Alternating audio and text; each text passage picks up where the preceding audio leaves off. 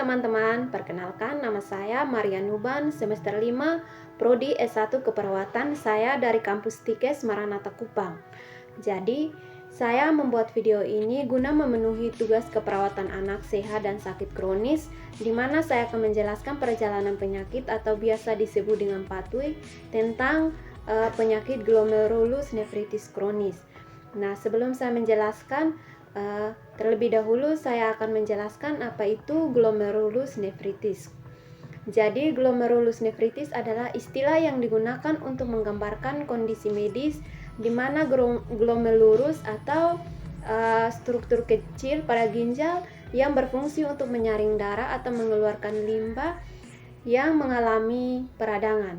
Jika tidak segera ditangani, glomerulus nephritis yang berkepanjangan dapat mengakibatkan gagal ginjal. Nah, pada glomerulus nephritis ini juga dibagi menjadi dua bagian, yaitu glomerulus nephritis akut dan glomerulus nephritis kronis. Nah, glomerulus nephritis kronis ini dapat berkembang selama beberapa tahun.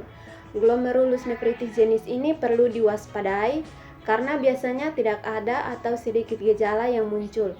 Pada kasus yang parah, glomerulus nephritis ini menyebabkan kerusakan permanen pada ginjal sehingga memicu terjadinya gagal ginjal. Nah, sekarang saya akan menjelaskan perjalanan penyakit glomerulus nephritis. Teman-teman bisa lihat gambar PATUI yang ada di samping saya.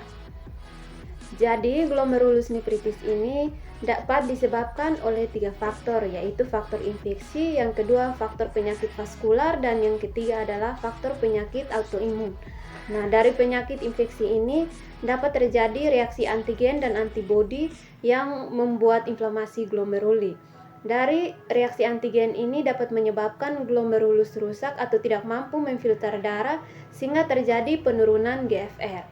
Yang kedua yaitu faktor penyakit vaskular atau pembuluh darah, dapat terjadi suplai darah menurun ke ginjal sehingga dapat menyebabkan glomerulus rusak atau tidak mampu memfilter darah sehingga terjadi penurunan GFR.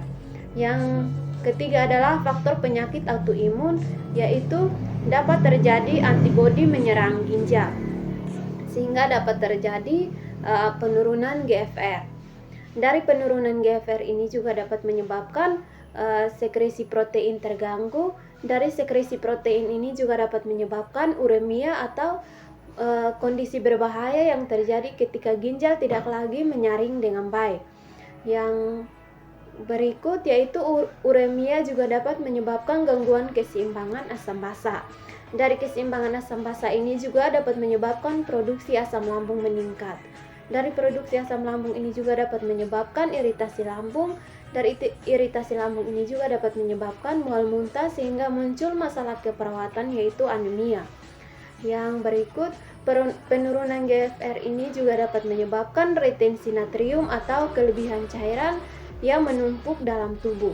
Dari retensi natrium ini juga dapat menyebabkan tekanan kapiler meningkat sehingga dapat menyebabkan juga volume interstitial meningkat. Dari volume interstitial ini juga dapat menyebabkan edema. Dari edema juga dapat menyebabkan beban jantung meningkat sehingga dapat terjadi hipertrofi otot meningkat.